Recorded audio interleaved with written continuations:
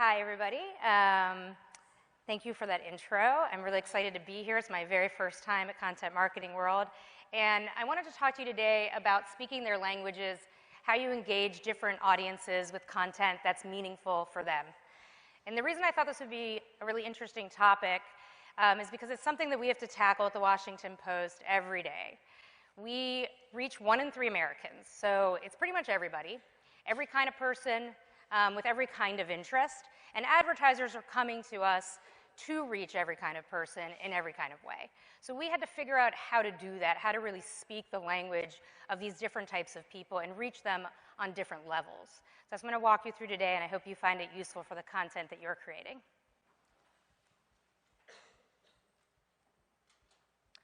So first, this is how we approach content. We think of it as 3 legs of the stool. The first leg being next-gen technology. So that's both in terms of how we're distributing the content, reaching the right audience that would be interested in it, but also in terms of the storytelling itself and how can we surprise and delight people by using technology in different ways to tell stories. The Washington Post investigative lens, we take this very seriously. We're held to the same journalistic standards as the Washington Post newsroom, and we really pride ourselves on creating truly investigative pieces for brands. Data and insights, which underlies everything we do, and I'm going to dive really into that today. Now, don't get too scared.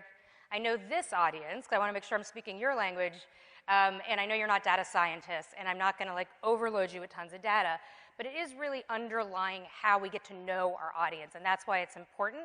And I'm going to balance it out with some really fun content and also with animals, so be prepared. All right, we are data obsessed. So what do I mean by that? We are looking at data from many, many different sources. So we're looking at how our newsroom content is performing. We're looking at how the content that we create in the studio, the custom content, is performing. We're also testing everything we do in a UX lab in front of our readers, seeing how they engage with it, how it performs versus competitors' content versus newsroom content. And then we're also doing audience interest surveys. So this is first-party data. We ask our audience what they're interested in, and we take all this data and we layer it together with art, right, to come up with cultural insights, brand insights, and editorial insights. And then we create content that hits the sweet spot between those 3 insights. And I'm going to walk you through what I mean by all that with case studies. So we have a diverse array of solutions. This is very important because we're trying to reach a diverse audience. We need to have a lot of tactics to be able to reach them. So this gives you a sense of the kinds of tactics that we take.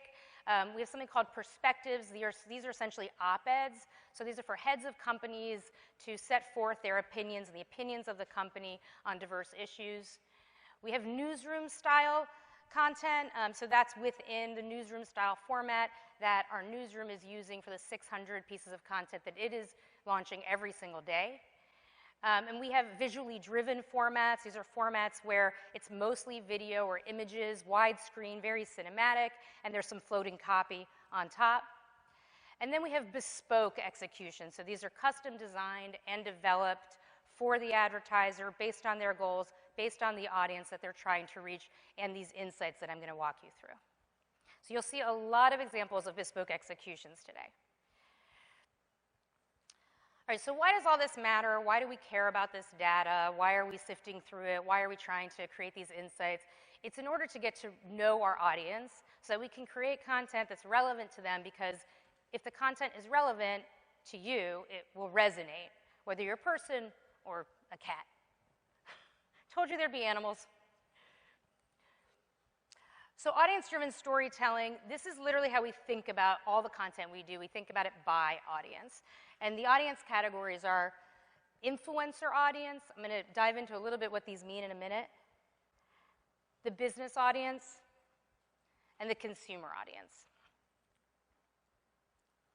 So influencers, who are they? We think about them as the Davos set. These are thought leaders, people who have significant sway over policy, business, financial, media, culture trends, or other trends. This is the heart of the Washington Post audience because we rank #1 among opinion leaders. And if you think about the Washington Post, it makes a lot of sense. We are aiming to shape their opinions and inspire them to influence others to take action. So I'm going to show you some examples of what's really worked in trying to reach this influencer audience.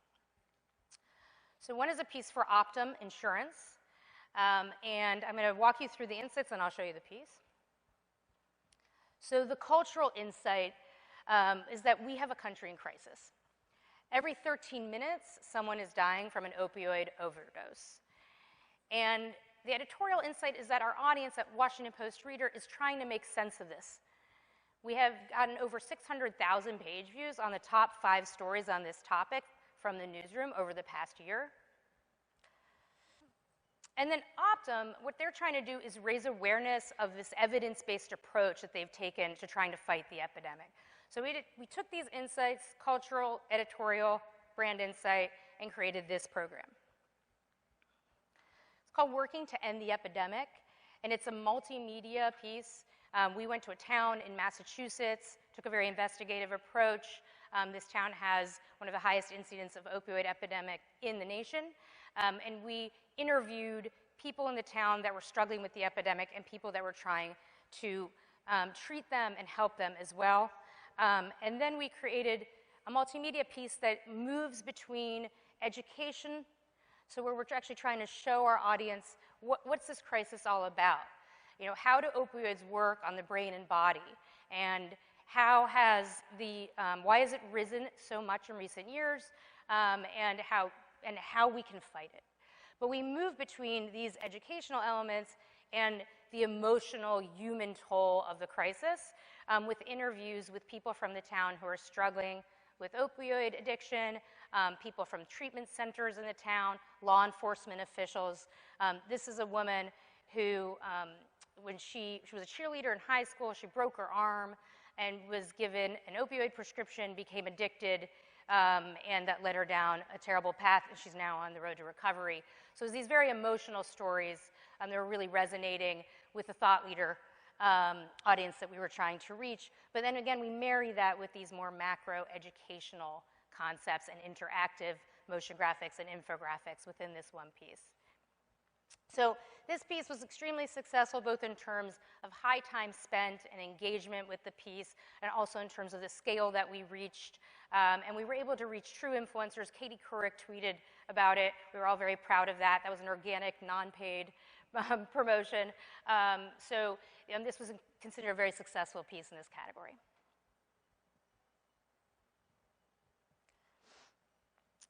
Okay, so another really successful influencer piece that I'm excited to show you was for Siemens.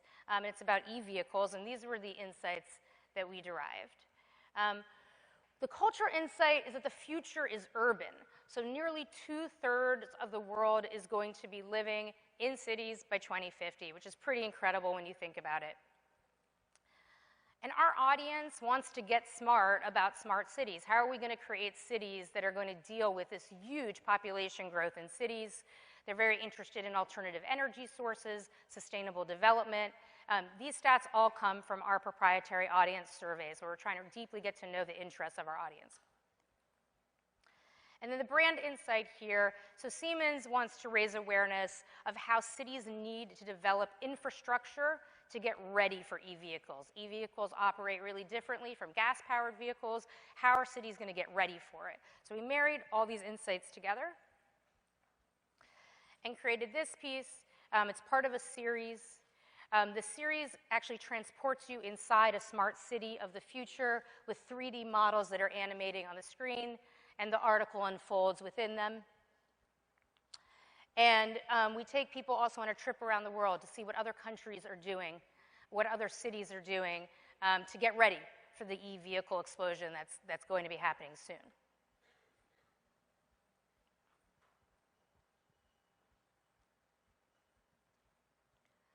Okay, so moving from the thought leader influencer audience, the other category that's very important for us are business people. And when we talk about business people, we're talking about business managers, IT decision makers, end users of business technologies. These are future seekers. They want to understand what's coming, what innovation they need to be prepared for, and we want to help them do that and show them how they can do it using the advertisers' technologies. So a good example, it's out right now. It's actually not even completed, the series. It's for ATT Business, and it's about how to get ready for the 5G world that's coming. So we looked at 3 different insights to develop this program. The cultural insight. So 66% of organizations plan to deploy 5G by next year, right, which is pretty crazy. Our newsroom has done something really interesting. They've developed these mobile stories, which I'm going to show you an example because that's what we've done here. So I'll tell you what I mean by that. But what they've done is they've created these very mobile-first stories inspired by the Google Stamp format, and they've done really, really well. And we felt like, okay, this is a story about 5G powering mobile. We want to tell the story in the most mobile way possible. It's kind of meta. And then the brand insight, AT&T is really at the forefront of the 5G rollout, which is currently already in 21 cities and will be nationwide by the first half of next year. And they want to arm these business decision makers with insights about how to think about 5G, especially around areas like security and training and innovation. So what we did was we created these mobile stories. This is 2 of them. It's a longer series, but it hasn't all rolled out yet. On your mobile device, you actually tap through the stories with your finger to get to the next screen, and each one is animating and telling you about how you can get prepared for 5G as a business leader.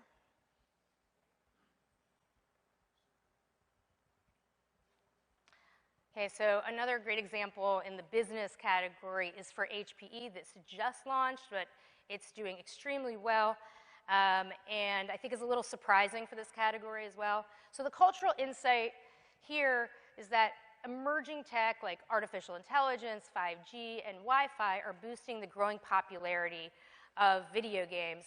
By 2021, it's going to reach 557 million viewers and generate $1.7 billion in revenue. This is a gigantic, gigantic force in our cultural zeitgeist right now. And it's not just the general population, it's tech leaders who are playing video games. So it's not the guy in the basement, the teenager that you might think, but actually these tech decision makers, they are 69% more likely than the average adult to play video games at least once a week. That surprised me. All of these stats are part of the reason that our newsroom is going to be launching a gaming site. So the brand insight, HPE is going to be unleashing innovation across every industry in the 5G era, certainly not just gaming, but gaming is one of them and seemed like a really great way to show how this innovation is going to be unleashed and in a way that's going to be personally relevant to the people we're trying to reach, these tech decision makers. So that's what we did with Gaming the Future. We created an interactive article where we profile 3 different visionaries that are driving the future of gaming in different ways. And then we also get into what the esports arena is going to look like in the future. There's some nice interactive infographics within this in addition to the profiles. There's a timeline. That's what this is, which is the evolution of storage in gaming. This sounds kind of boring, but it's actually interesting because as things get more technologically advanced, you need to upgrade your storage. You've got to store more data. So this walks you through how that's changing over the years with gaming.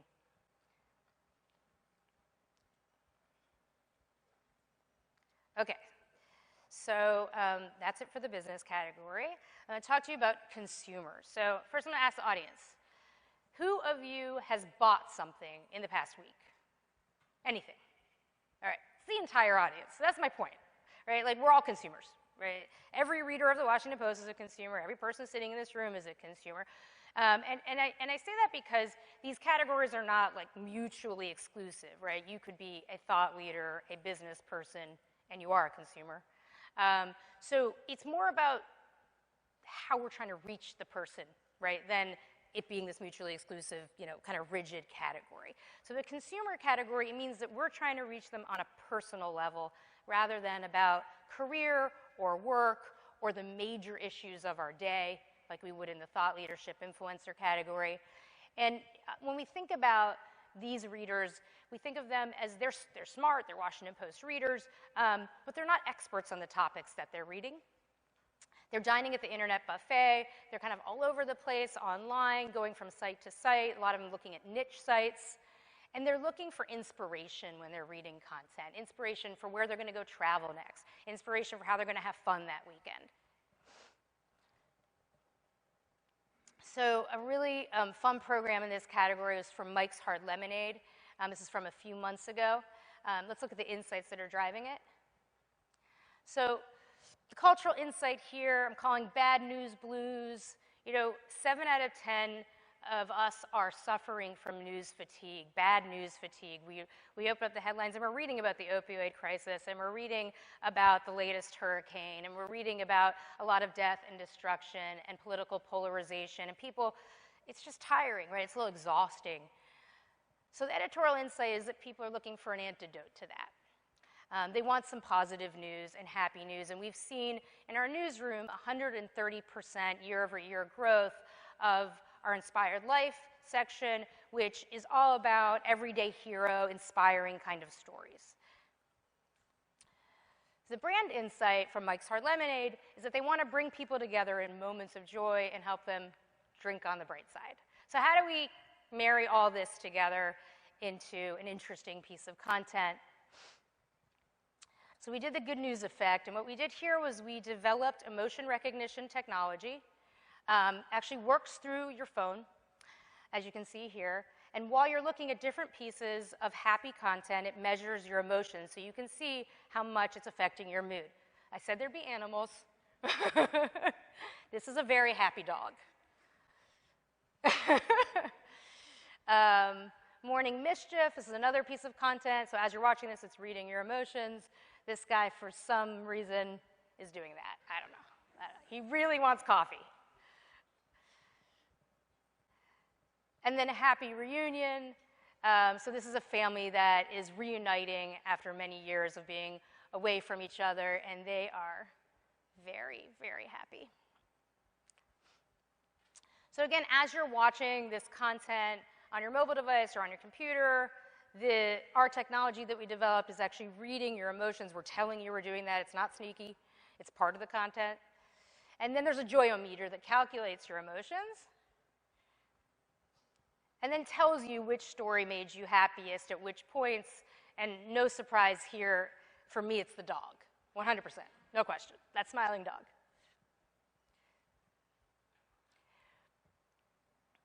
Okay, so another fun example in the consumer category is for MGM National Harbor, which is a hotel casino in the DC area, if you're not familiar. So the insights that were driving this, cherry blossoms are big time.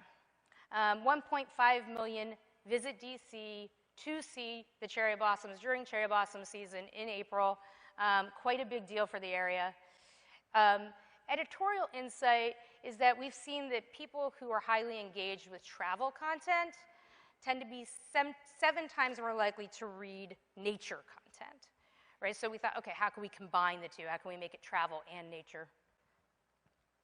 And the brand insight is that MGM National Harbor wants to encourage stays during cherry blossom season and highlight the Cherry Blast Festival that they do on site. So we decided to go, kind of interesting out of the box here. We created an article about cherry blossom season and what it means, its significance, its history. Within the article, you are able to open up an augmented reality experience on your phone and see a cherry blossom tree blooming through your phone all around you and above you, as you can see here. And it actually walks you through the phases of cherry blossom season, so it has an educational component to it as well. And then as you reach the end, you get to tap for blossom vision. The blossoms all fall around you, and you can snap your friend and send it off on social media, increasing the engagement.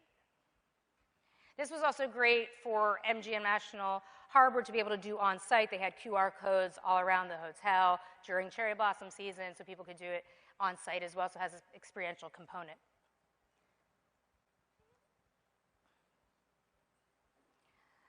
Okay, so in addition to thinking about all these different audiences and how do we reach them, there's some other things that we think about when we're trying to reach a diverse array of audiences, and one of them is using influencers. So I know that's not like some new tactic, but I think the way we do it is quite different. We've created a group, it's called The Collective, and we really see it as a collective of experts, a community of experts. They congregate actually on LinkedIn and can actually talk with each other in addition to us. And then we don't utilize them just to amplify content. So it's not just paying them to shout out about something that they could care less about, which I think is really what people usually use influencers for. But rather we get them engaged in the content creation, even informing our ideation process. These are true experts on the topic, so we want to know what they think about these topics that we're considering writing about. And then we can use them as sources in the content, as subjects. They may even write some of the content, co-create the content, in addition to amplifying it. So the kinds of people that we're working with, I think, are different than your typical influencers. These are thought leaders who also have active and engaged social followings. This is just a sampling, like the woman who founded Girls Who Code, the guy who founded Charity Water, and a biology lecturer, right, at the University of Illinois, who is an expert on biology and science and has a very engaged social following as well.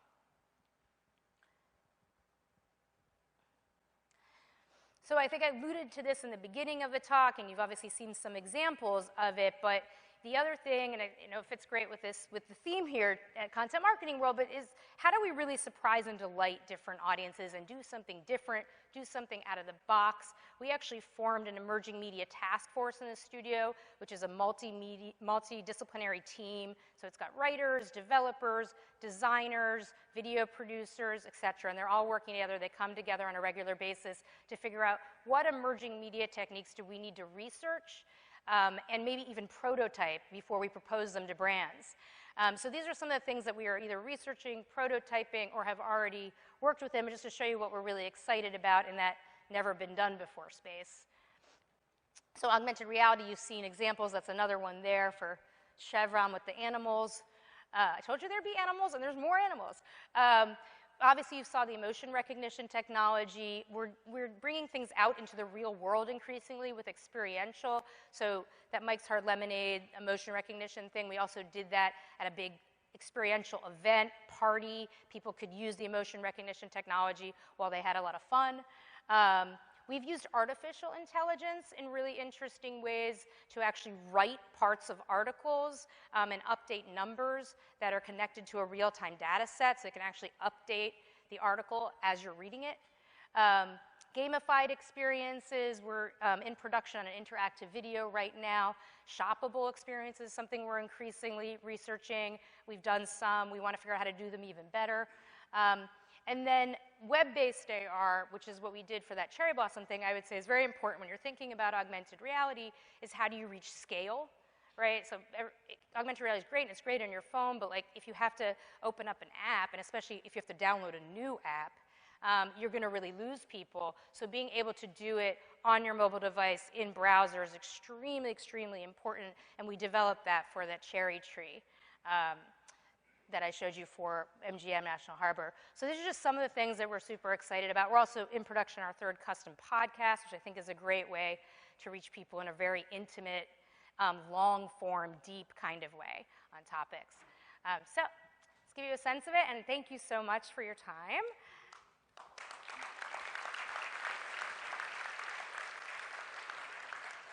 I'd love to take questions if anyone has any. Yes? I think there's no microphone, so you can just talk loud.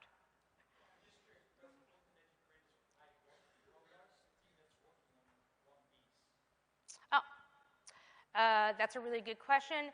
It would depend on how high fidelity the piece is and how many different types of talents are needed. But for some of these pieces that are clearly very high fidelity and require a lot of different kinds of talent, we might have like about 8 to 10 team members on the team working on it.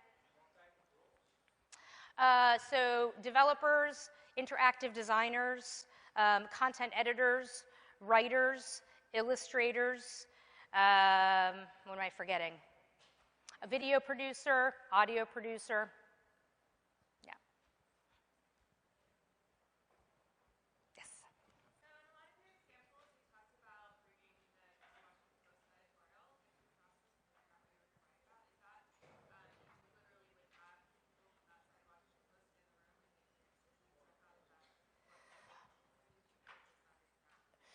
So the question was about how we work with the newsroom side of the Washington Post. So there is a church and state line in the sense that the creative talent in the newsroom does not work on branded content. So all the creative talent would be within the studio.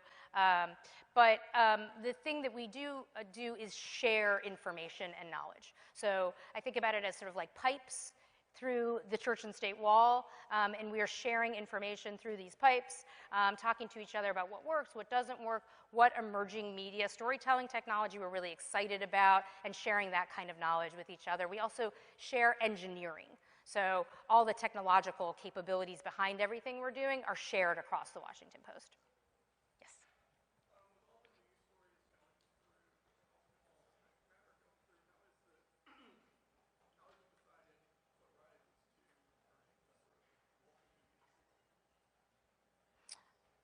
That's a really good question. So the question was, how do we decide what gets the multimedia treatment? You know, a lot of that has to do with the advertiser's budget and timing, and also their goals. You know, they might want something that's more of an article, newsroom style that might make sense for what they're trying to achieve. And also their appetite, the advertiser's appetite for doing something out of the box and new and interactive and engaging.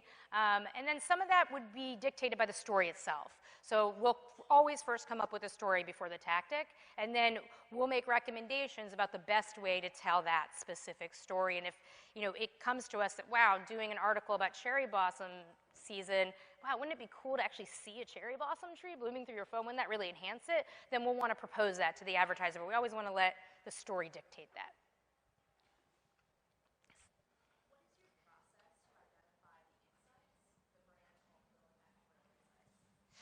That's a great question. So the question was process for developing those insights. So we have a lot of different data feeds that are coming in. Our creative strategists, they're the ones who come up with the idea and write the proposals. So they're sort of on the pre-sale side of things. They're looking at those data feeds.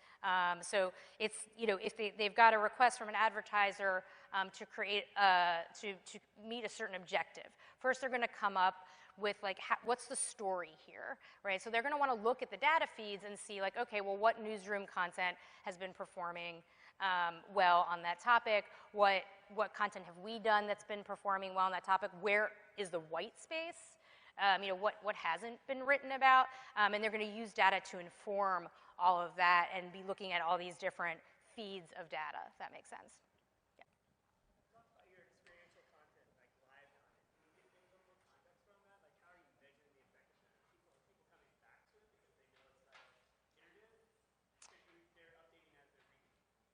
Oh, the artificial intelligence. Okay, so the question was about how we're using artificial intelligence. Yes, so the artificial intelligence, it actually updates the content itself.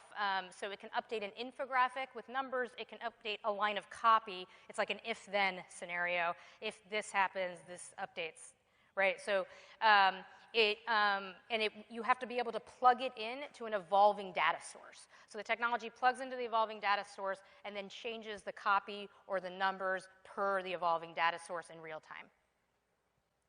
Thanks. Yes.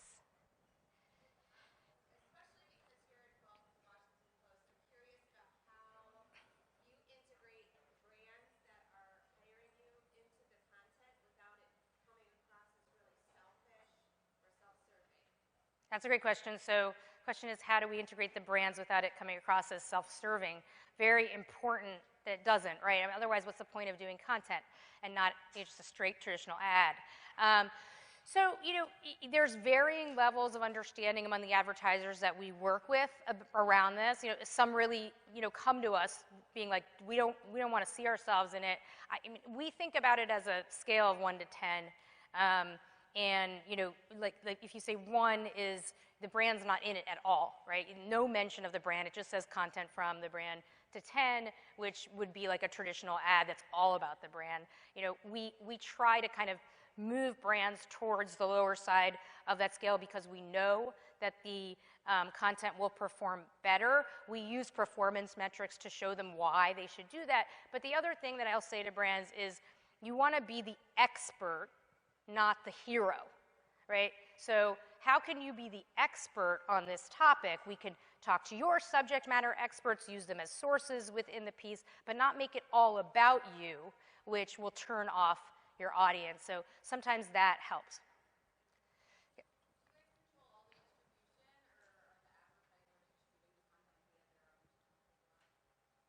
The advertisers do end up putting it up on their own digital owned and operated channels and social media, and we definitely encourage that.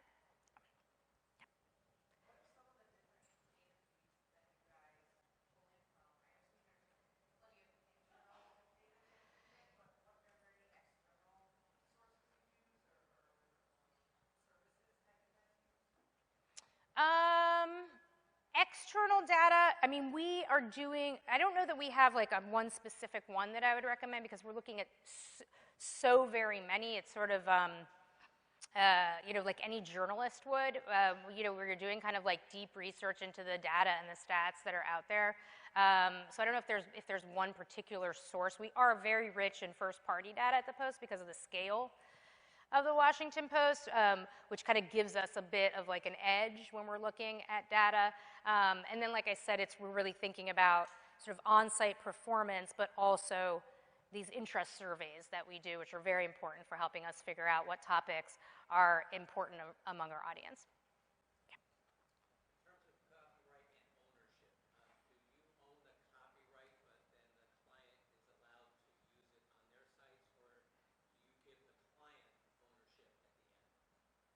The first.